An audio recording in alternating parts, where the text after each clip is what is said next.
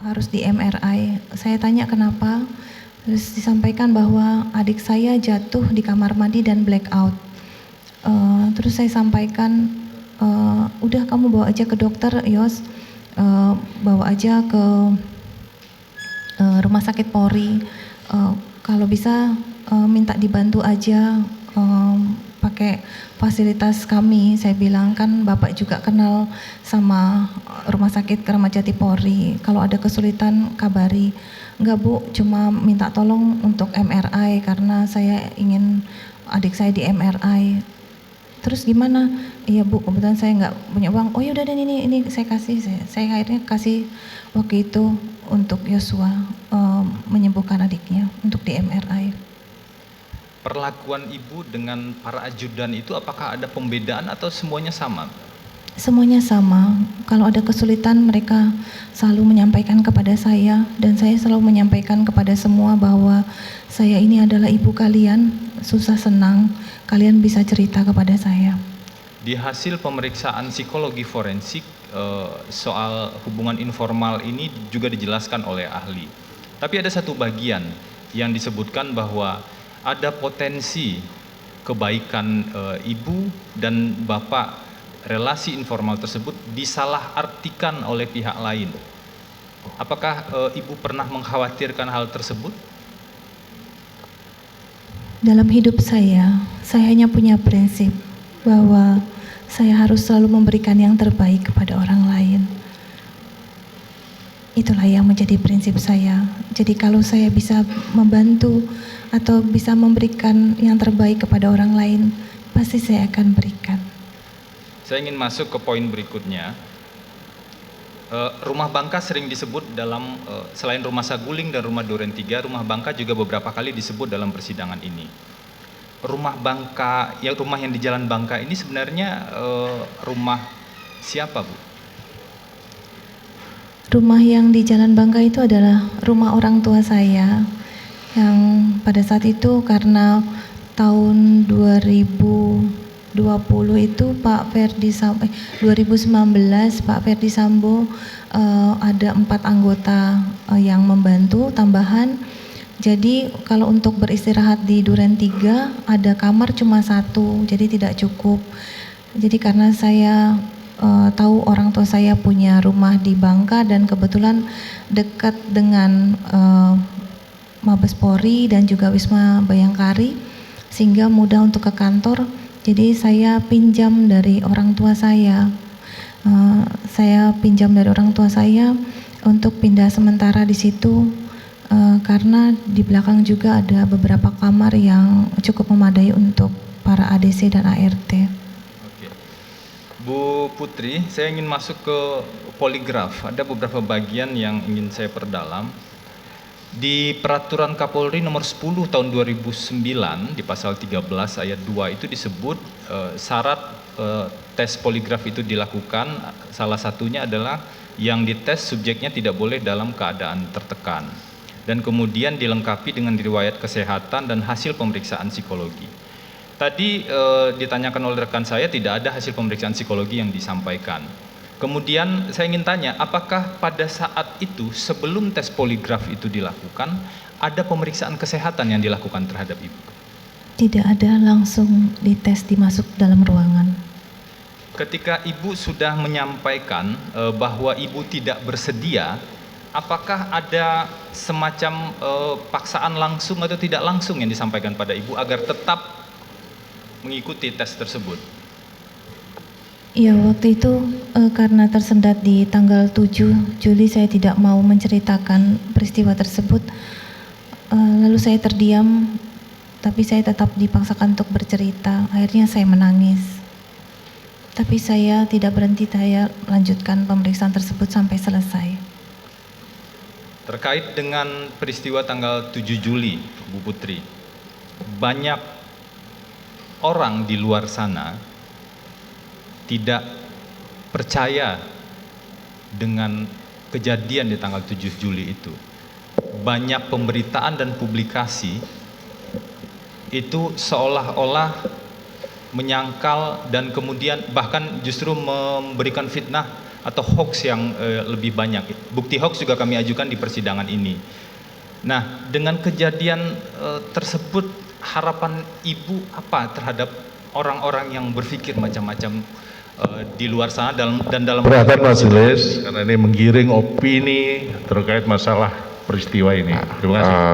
Nanti bisa disampaikan di dalam pembelaan saudara. Silakan penasihat hukum lanjutkan.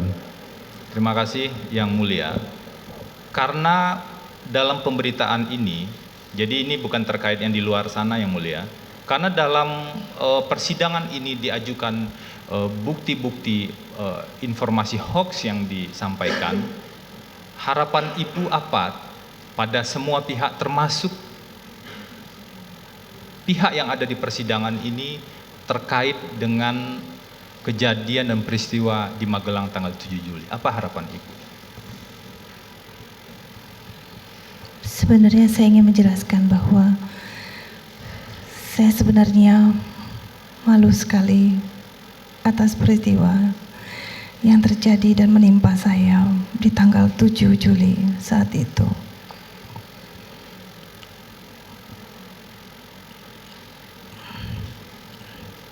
Tidak mudah, Pak, untuk korban seperti saya.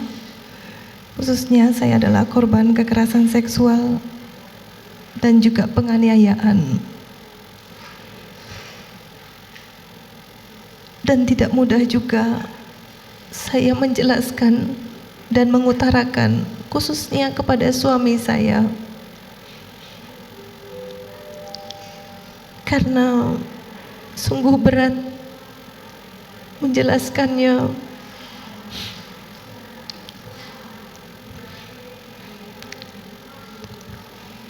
Apakah suami saya masih mau menerima atau mencintai saya kembali setelah saya ceritakan peristiwa tersebut?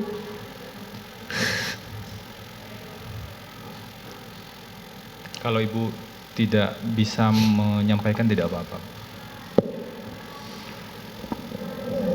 Bu Putri, ini dari saya pertanyaan terakhir, poin pertanyaan terakhir.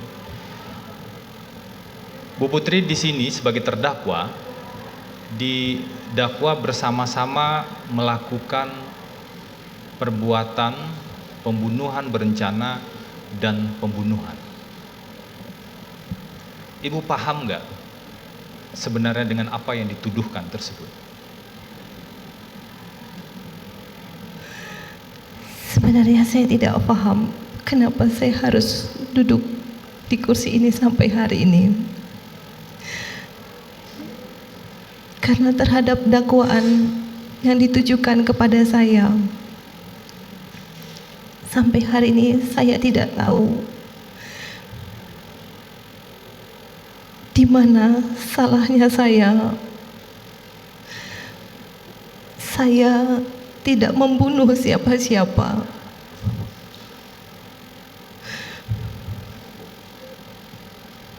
Pada saat peristiwa penembakan itu pun saya ada di dalam kamar, sedang beristirahat dengan pintu tertutup. Dan saya tidak mengetahui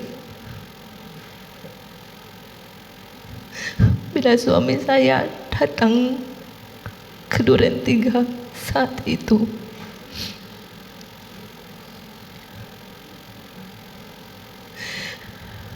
Saya bagaikan sudah jatuh tertimpa tangga pula.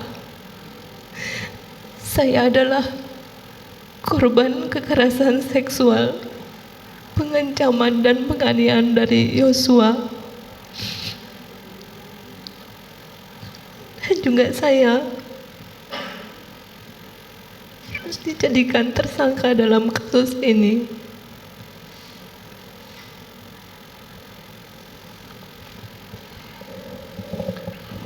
Bu Putri, masih terkait dengan poin tadi, muncul di keterangan ahli bahwa kalau perbuatan bersama-sama itu harus ada kesamaan kehendak, kesepakatan atau meeting of mind antara para pelaku. Nah, saya ingin tanya ke Bu Putri, apakah pernah ada pertemuan yang dihadiri oleh 5 orang, Pak Ferdi Sambo, Bu Putri, Richard Eliezer, Ricky, dan Kuat Ma'ruf secara bersamaan di lantai 3 Rumah Saguling? Tidak ada. Di Duren 3 apakah ada pertemuan yang juga dihadiri oleh semua pihak tersebut? Tidak ada. Kalau bukan pertemuan bersama-sama, apakah pernah ada pembicaraan terpisah antara Ibu dengan Richard atau Ricky atau Kuat Ma'ruf dan juga Pak Ferdi Sambo yang isinya membahas rencana untuk menghabisi Joshua, pertemuan terpisah? Apakah pernah ada, baik di Rumah Saguling, di Rumah Magelang, ataupun di Duren 3? Tidak ada. Masih ada lagi, Penasihat Hukum? Masih terkait yang mulia, ini yang terakhir dari yang poin terakhir. Bu Putri, ini dari saya.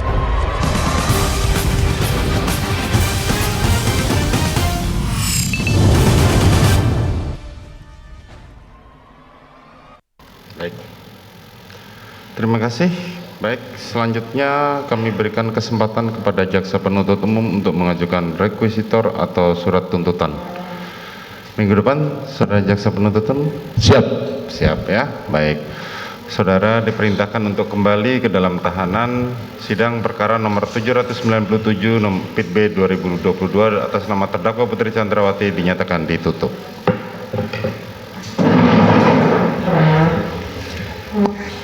Kirain Pak Jaksa.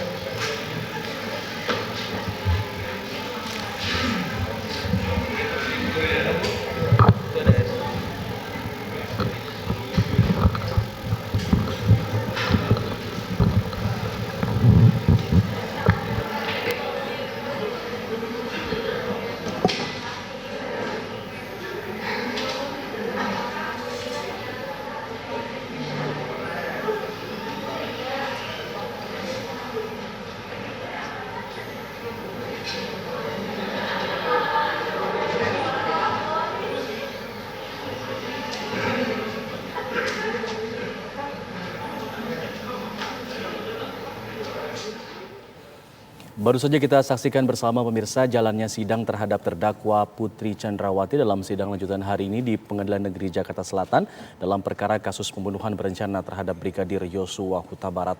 Dalam sidang kali ini, Majelis Hakim memberikan kesempatan kepada kuasa hukum dan juga jaksa penuntut umum untuk mendalami lagi keterangan dari Putri Chandrawati selaku salah satu terdakwa dalam kasus pembunuhan ini. Dalam sidang kali ini ada beberapa hal yang bisa disoroti, yaitu adalah bagaimana kemudian Putri memberikan penjelasan lagi mengenai peristiwa yang terjadi di Magelang pada tanggal 7 Juli 2022 yang bisa dijadikan sebagai motif pembunuhan dalam kasus tewasnya Brigadir Yosua ini. Berkali-kali dalam sidang kali ini, Putri kembali menekankan bahwa dirinya adalah korban pelecehan seksual, korban kekerasan seksual, korban penganiayaan, dan korban pengancaman dari seorang Brigadir Yosua Huta Barat.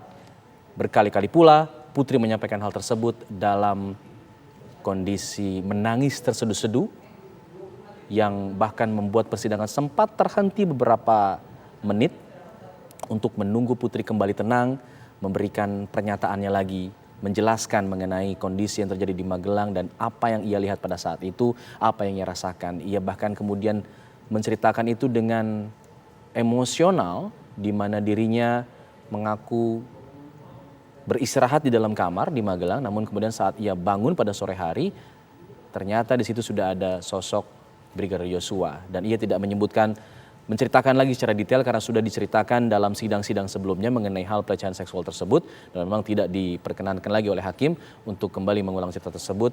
Dan di sana ia kembali sepertinya terguncang kondisinya, dan ini membuat persidangan berkali-kali juga terhenti beberapa saat. Dalam sidang juga ada beberapa hal yang ditanyakan oleh hakim, di antaranya mengenai baju yang dikenakan oleh Putri Chandrawati pada saat ia berangkat dari Magelang ke Jakarta. Pada saat itu Putri mengatakan ia memakai sweater, tapi baju itu tidak menjadi salah satu barang bukti bahkan tidak ditemukan hingga saat ini. Artinya bisa disebut sebagai barang bukti yang hilang begitu. Lalu kemudian hakim mempertanyakan mengenai apakah Putri mendengar atau apakah Putri menanyakan kepada Verdi Sambo saat setelah kejadian suara letusan apa yang ia dengar pada saat ia dengar di rumah Duren 3. Namun ia mengatakan ia lupa, ia tidak bertanya kepada Verdi Sambo mengenai tersebut, dan ia juga mengatakan Putri mengaku terkejut pada saat mendengar kondisi dari Brigadir Yosua sudah meninggal dunia. Bahkan hakim juga mempertanyakan lagi, kenapa Putri tidak bertanya kepada Verdi Sambo mengenai apa yang terjadi di tanggal 8 dan lain sebagainya. Ini yang kemudian menjadi sorotan dari majelis hakim dalam persidangan kali ini, termasuk dari jaksa penuntut umum yang juga mempertanyakan mengenai hubungan relasi antara Putri dan juga Brigadir Yosua dalam kesehariannya, dalam penugasannya sebagai driver, namun juga bertindak sebagai semacam ajudan dari Putri Chandrawati. Pemirsa, kami jeda dulu, kami akan kembali lagi breaking news kasus Sambo bersama rekan kami, nanti ada Tiara Harhab. Usai jeda kami akan kembali sesaat lagi. Tetaplah bersama kami.